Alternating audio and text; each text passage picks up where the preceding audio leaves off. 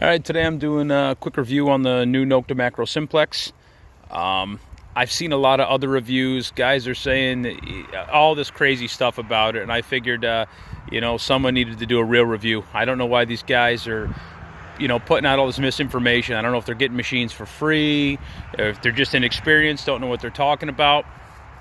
But anyway, not knocking this machine. This machine right here is the one without wireless headphones package. It's $254, and I was very surprised by the performance of the machine. I'll be honest. I'm sure other guys have gone over the technical specs. It's 12 kilohertz, 11-inch double D coil.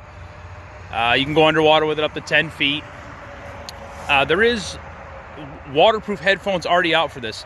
It's compatible with the Amphibio and the Cruiser underwater headphones, so they're already out. I've had guys ask me about that, and I'm gonna let you know some first impressions, what I noticed about it. Sorry for the background noise, guys. I'm by my test garden, which is pretty close to a road. I put it in here a long time ago. First impressions, it is not a heavy machine, it's not a lightweight machine, it's right in between. But what I did notice is, like another machine, the MindLab Equinox, it is nose heavy. The coil, all the weight seems like it's in the coil, so it's nose heavy. Build quality is pretty good. There is a little bit of wobble to the lower shaft when you get it extended out a little bit. Not bad. It helps slow you down a little bit. If you swing like I do, nice and slow, it won't bother you at all. Another thing is the arm cuff. I don't know how well you can see it, but there's a little line going around there. It's actually kind of sharp. You're going to probably want to pad the cuff because it will scrape your arm up. And what I'm going to do is, back here you have this little compartment. On the Amphibio, you could put in the external power source, and you can also use this machine that way too. But I'm going to add a little bit of weight back here, to balance it out. When you only spend $254, you don't mind making a few mods. And some of you guys, it's not going to bother you at all, the weight of it. Collapses down nice and small. I do like that.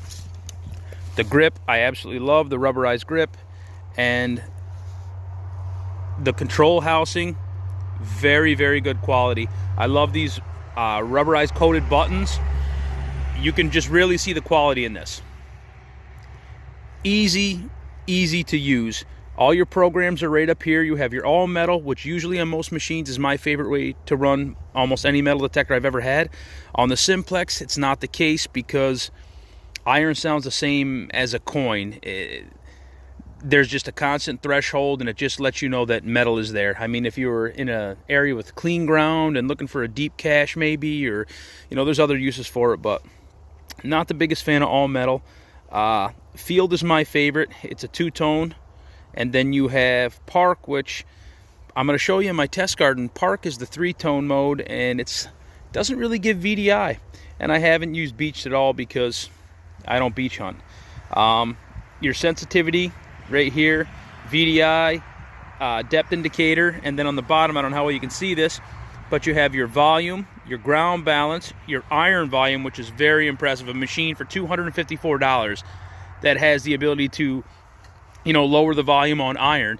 So for me, what I do is I'll lower the volume of iron, and that'll be basically like my threshold if I was in all metal on another machine. But on this machine, you still have the ability to hear the iron, but not have it be overwhelming. For guys like me hunting cellar holes and stuff like that, that's a really nice feature. Your notch, which, you want to notch them out some targets, you're getting a lot of trash. That's not something I use. Then you have your frequency shift. You have, I believe, 3 channels. You can shift between if you do get EMI.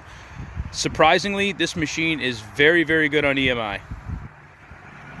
Next, for your wireless headphones, your Bluetooth connection, and then another very cool feature. I hunt with a few friends that are actually hearing impaired, and this has a vibration setting. So when you get a target, that's something that's not discriminated out, the machine will actually vibrate, alerting you that there's a metal target there. I think that is great. And they've made other machines with that, but this is a $254 machine that has that option. Your backlight adjustment for the brightness. And then the last one is, this actually has a flashlight, that faces down at the coil. For guys who are night hunting, you forget your hat light, or just want to be inconspicuous, you have that light. I really like that.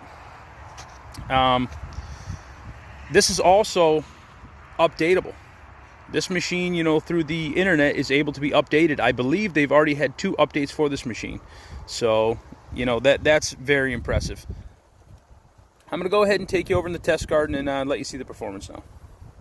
I'm in the test garden now, and I am in Park, which is a 3-tone. I have sensitivity cranked up. Get a lot of bad EM out here. This machine is surprisingly stable. It also has the ability to be able to frequency shift, so you can, you know, change channels to get it on the quietest operating channel. First target is going to be a 6-inch dime.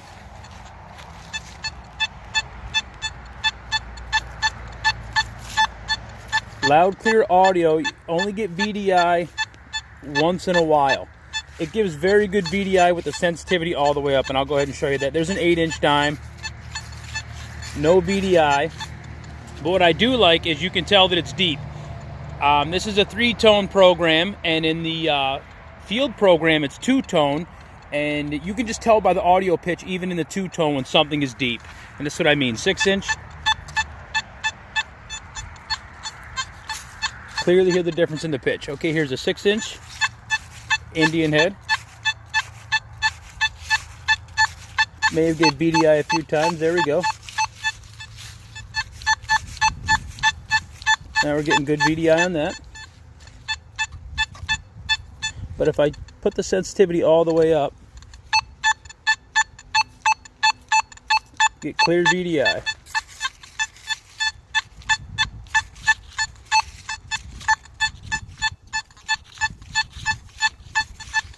Okay, this is the target that a lot of machines struggle with. This is the 6-inch quarter with a large rose head nail on top.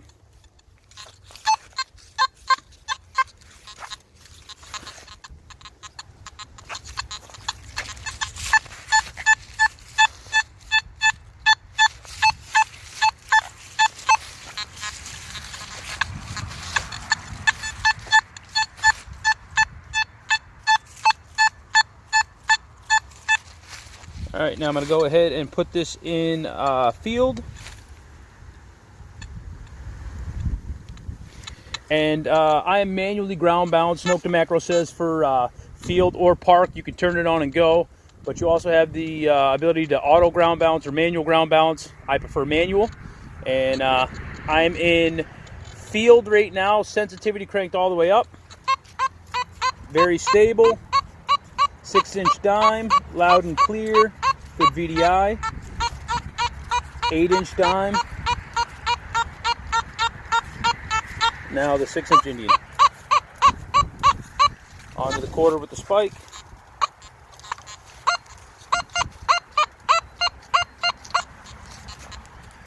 And I've tested this with the sensitivity all the way up, down, in the middle. Doesn't really make too much of a difference on the on this target. Okay, this machine does very, very well. Another thing that I tested that some of the earlier metal detectors they made, it would overload on shallow targets that weren't even that big. This machine so far has not done that at all.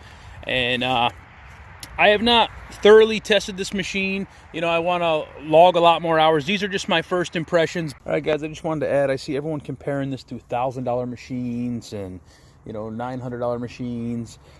It does perform as well as some costly machines, but it was never meant to be that. It is a great machine for the money, and for $254, I just don't think that there's a better value out there right now. All right, thanks for watching, guys.